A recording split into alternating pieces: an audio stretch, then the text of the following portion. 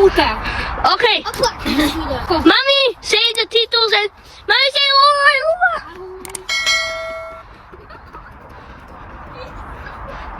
It's there. It was perfect. Thanks God sa tulong ng scooter. Nakarating na ako dito sa hotel.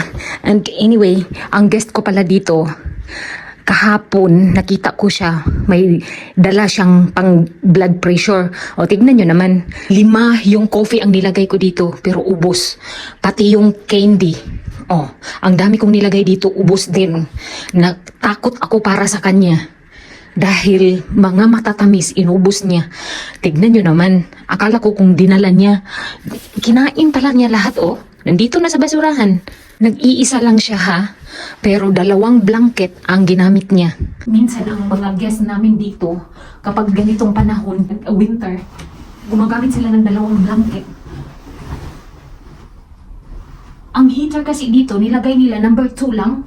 Pwede naman siya maglagay ng number 5. Ay na lang. Minsan din ang mga guest no, syunga.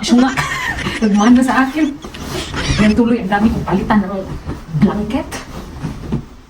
Minsan nahihirapan pa naman ako maglagay ng cover ng blanket. Gusto ko nang sabihin sa mga guest na pwede sir, kung kayo lang isa lang din gamitin ninyong blanket. May heater naman kami. Tapos switch on. Yan, tignan natin kung hindi kayo masunog. Tatanggalin ko lang itong mga buhok. Pag din, kapag may time. Ako ang naawa sa kanya dahil 3 nights siya dito. Then panay ang refill ko ng candy, ng coffee. Favorite ata niya ang coffee ito. Dahil, ay, roasted coffee. Irish pala to. 3-in-1 Irish cream flavor with roasted coffee. Kaya siguro favorite niya ito. Every time na mag-refill ako ng coffee, inuubos niya. Nagmana rin siya sa akin dahil adik ako sa kape. Itapon ko na to. Tinamad na kasi ako maglakad pa doon tapos balik-balik. 2 ang room pinagsabay ko. Last na ito. Then uuwi ako ng maaga. Kasi maaga akong nakarating dito kanina. Nagulat nga si boss, bakit daw maaga ako? Sabi ko sa tulong ng scooter, nabigla siya. Patingin nga. Akala niya, luma na yun. Sabi ko, bago ito, sir. Sabi niya ganun, that's good. Sinabi ko din sa kanya, malaking tulong na to sa akin, sir. Kapag late yung train, hindi ako totally late ng 20 minutes, 25 minutes. Normal walk, papunta dito, 22 minutes. Kung ang lakad ko lakad at takbo, more or less 15 minutes lang. Pero wala. Yung ilong ko, 1 hectare na ang lapad. Nakagano na Ginaganon ko yan kapag makarating na ako dito sa hotel dahil nakikita ako ng mga boss ko ba na siguro naisip nila, wala, lumalaki na yung butas ng kanyang ilong. Kaya naaawa sila. Pero this time, may scooter na, so medyo okay na. At least, yung ilong ko medyo cute. Ganun pa rin, naglalakad. Rough road kasi dito, mga 3 minutes. Hindi ako pwedeng sumakay ng scooter. Baka yung tires, lilipad. Mag-refill na naman ako ng candy for the next guest. Iwan ko lang kung ang next na guest, hindi na to uubusin. Minsan yung guest, kapag makita nila mga ganito na candy, hindi meant, ay, minsan, dinadala nila yan, inuuwi. Tapos dito ko lang ilalagay yan. Maglagay pa ako ng coffee dito. Marami din ako nakuhang expired na coffee dito. Nung last year pa yun. Hindi ganitong brand. Ito na coffee, medyo okay lang naman ang lasa pero mas masarap pa rin yung Nescafe. Full na yan ha. Ang susunod niyan, iwan ko lang ha kung mahilig sa kape. I-check ko dito baka may makuha ako. Wala. Minsan may yogurt. Dito maiwan. Tuwang-tuwa ako pero ngayon wala. Ay, naka-on pa pala ito. Nandito lahat yung expired na kape. Noong December expired. Okay lang yun. February 2026 okay lang yun.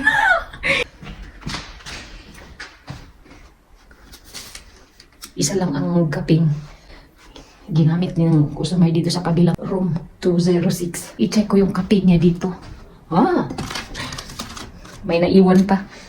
Ang guest dito sa room na ito, hindi mahilig sa kape. Anyway, one night lang is siya dito eh. Kaninang umaga nag-check out.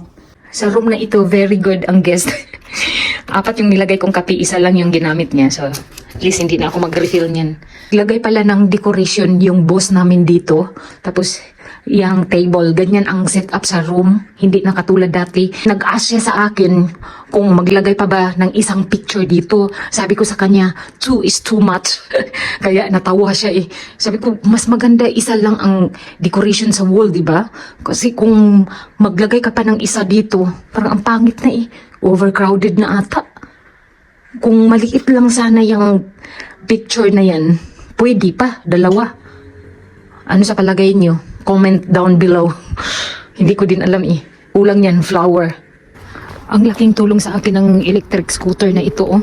Kaya lang, mostly naglalakad ako, save sa battery. Malaking tulong na sa akin. Nandito na ako sa Kapul na, sa kabilang village. Naglalakad na lang din ako kasi nag-vlog. Vlog is life kasi eh. Ipaandar ko na naman to, going to sa bahay namin. Mamaya ko sunduin si Philip at Alex dahil maaga ako today. Dahil maaga din ako nag-start. So maaga akong umuwi. Baka kasi magtaka si Sir ba, bakit nag-extend to ng may ilang minuto? Babayaran ko na naman ito siya tapos wala namang ibang ginawa. Naglinis lang. Nandito na ako sa bahay. Grabe. Thank you, scooter, ha? Ang laki ng tulong nito sa akin. Kaya lang hindi ko siya magamit all the time dahil sa rough road. Ang pangit kong sumakay nito kapag rough road. Gumaganon tapos hindi ko masyadong makita yung daanan tapos naka-eyeglass pa ako. Higit 20 minutes from Bahon to Igram dito sa amin. Pero okay na eh. At least nakarating ako dito ng 3 o'clock. Hindi talaga ako nagsisisi sa aking scooter na binili dahil ang laking tulong para sa akin lalo na sa work ko na Diyos ko, kung hindi ako tumatakbo 22 minutes din from train station to hotel, at least ngayon hindi na 10 minutes na lang or 15. At least ngayon may time ako makagawa ng pizza. Request ito ni Philip at Alex, homemade pizza. Ang pinaka-favorite nila. Lalo na si Philip. Ayaw niyang kumain ng pizza doon sa shop. Gusto niya yung homemade. Kaya gagawa lang ako. Hindi ako nagpahinga. Diretso na kaagad dito duty. Kasi magsundo pa ako kay Philip around 3:40. Hindi ako pwedeng magpahinga dahil wala na akong oras. Kailangan ko pa to ng 1 hour. Para mag-double size. Wala nang gunting. Nanarad na. Madali lang naman to eh kasi machine naman din ang gamit ko. Thank you Lord. Save pa masahin na. Pero sa train, hindi ako makalusot. Dahil kailangan ko talagang mamasahi. At least yun isang gastos na lang. Alam niyo ang scooter, nakakatakot din. Kapag doon na sa main road, alam mo naman, madaming sasakyan. Minsan nga, umaalog-alog na yung manubila ba, nakaganon-ganon na. Sabi ko, uy, Diyos ko, Lord! Baka bigla kung iliko sa gitna ng daan. Ang dami pa namang sasakyan. Pero yung mga kasunod kong sasakyan, sila naman ang nag-adjust. Alam siguro nila na bago to ba.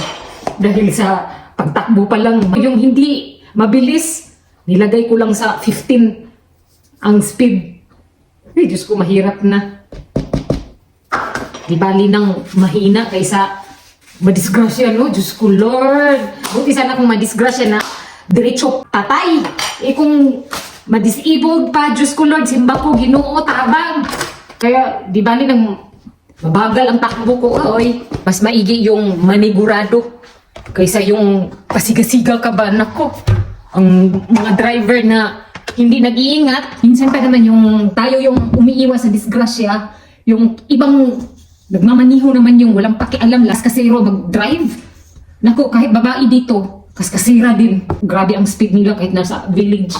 Walang takot na ba? Eh, akong first timer pa lang, Diyos ko, nangapa. Parang nagda-drive ako ng sasakyan. Diyan sa scooter na yan. Ayan na yung aking pizza dough. Ilagyan ko ng 1 tablespoon ng olive oil. Pangit ata itong machine na ito, oh. Umaalog-alog. Plastic lang kasi ito dito, oh. Kung gusto ni Vladimir na stand mixer, yung stainless, siguro matibay yun. For me, okay na yan, oh. 3 minutes lang. Okay na. Ngayon, maglalakad lang ako magsundo. Dalawa kong estudyante. Mamaya, ipagpatuloy namin yung paggawa ng pizza. At least, yung dough. Pag uwi namin, nag-double size na yun. Nandito na pala ako sa kindergarten. Hindi pa natanggal sa bagay. Hindi pa tapos ang winter decoration. Ngayon na si pinakamamahal kong Philip. Kina, uwi na tayo. Ijime, dom mo. Ijime. Aha. Pumali. Maglakad na tayo para exercise. Huwag na lang puro scooter na lang. Can you call kuya? Sabi ni Vladimir dapat 3:30 and 4 o'clock lang daw dapat sunduin si Kuya Alex dahil naglalaro daw sila. Ano, sobuta? Pwede. Uwi na tayo, gagawa pa tayo ng pizza. Kakarating lang namin galing ng school. Kasi na naman itong aring magbago mga jacket. After 2 weeks, itong jacket na suot ko, kailangan ko na itong labhan. Hindi mas bunda, Kuya Alex ko. Hindi na kailangan umupo pa. Hindi uso yun sa aking umupo. Isalang ko lang to bago ko i-continue yung paggawa ng pizza. Sayang naman ang oras. Dali na naman ito matuyo dahil pinapadry ko ng 30 minutes dito tapos isampay.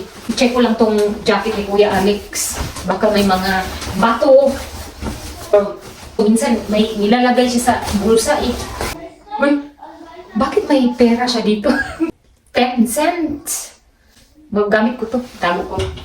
Dagdag pamasahe. Ito na fabric conditioner yung ginagamit ko sa tuwing ako'y maglalaba ng aking winter jacket dahil ang bango. Hindi na kailangan mag-perfume. Kukulino pala yung ginagamit namin sa regular na mga damit. Dati, ang ginagamit namin blue. Ngayon, pinalitan ko ng orange. Mas mabango ito eh. Kumakapit siya sa damit. Ready na po yung ingredients ko for pizza.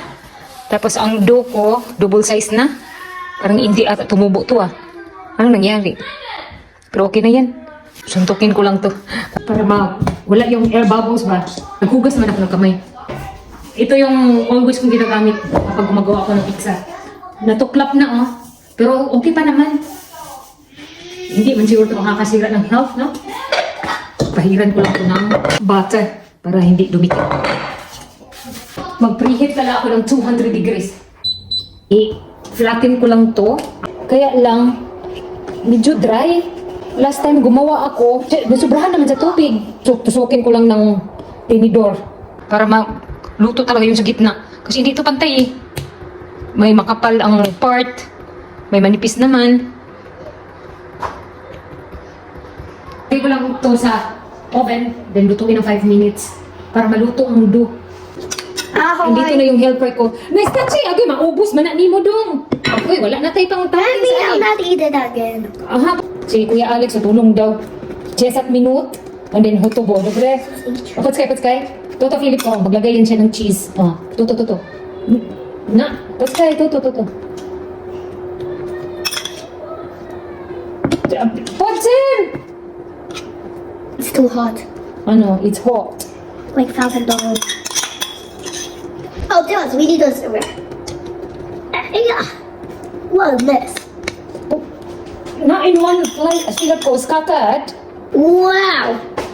This is so big. I never seen it before. Scattered like nothing.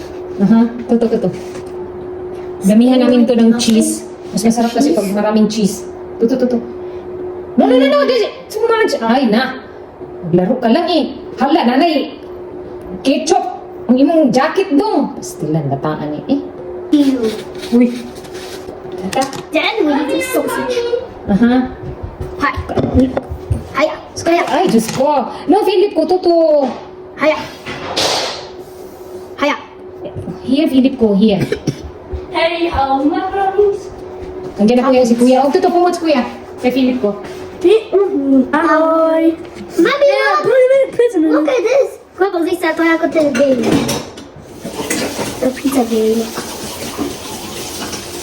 Ew. Wahoo! In one place to the place. A pool place? Pumali ka lagi, pumali. Hiya! The cheese! Then, Shongko. Mommy, not more cheese. That's too mild. That's too mild cheese. I need more. Pwede, Shongko. Not in one place, kuya. Really not in one place. No way. What the this like this? Like this? Like this? Hele, Toto. Hele. Blah. Blah. Ew, he's nothing. Tuto. Tuto. Tuto. Lagi mo sana naman ninyo dong. Ala, nagtapok man na. Oy! Ano? Kota ba? Ay, konti lang naman ang topping sa atin. Okay lang yan. Niya ba di? Kota ba? Then cheese. Philip, okay ta. Kuya, cheese. Ni? Mulong na si kuya. Ang dahil kasi sa laruan. I put him in a prison. Do it po, pwede kuya. Okay, hindi niya pizza. Kagara na lamang yun anyo eh. Ikaw ismasa ka ron na. Pizza, isa sila. Kaya nagdula lang ka. Hindi ko may upostal Hindi naman matapos yung daw. Okay na, oy. Tama na yan. So, ngayon, ibalik ko lang to sa oven. Then, lutuin sa 10 minutes. Oh, Moya, hawakan. Grabe. Ang init. Yan. Looks yummy. Overload yung cheese. Mas masarap yan kapag mozzarella cheese. Luto na po yung pizza namin. Iba pa rin yung homemade. Kita mo? Sa susunod, maglagay na ako ng mozzarella. Never ko pa na-try yun eh. Oh, saan ka pa? Pagusto lang eh. Gutom na sila eh. Naluto kaya to? Ah, luto. Siyempre, tikman ko itong niluto ko eh.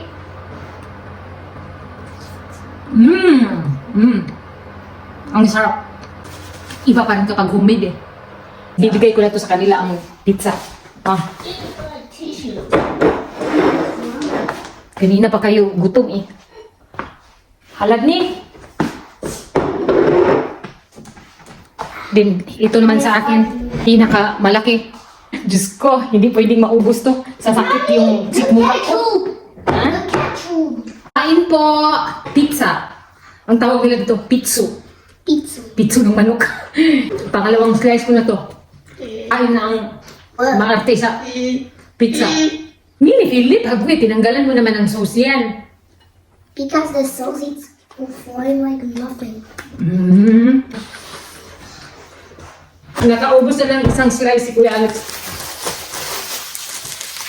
Motion? Ngunit. Oo, yung pinakamalaking slice. Hindi ako makapaniwala sa tanong ni Kuya Alex. Bakit hindi daw siya matangkad? Love it. Your classmate is younger than you. I'm What is the reason why you are not tall? because they're bigger. No, because you are not a pure Slovak. You're half Filipino, half Slovak. As I told you before. Ano?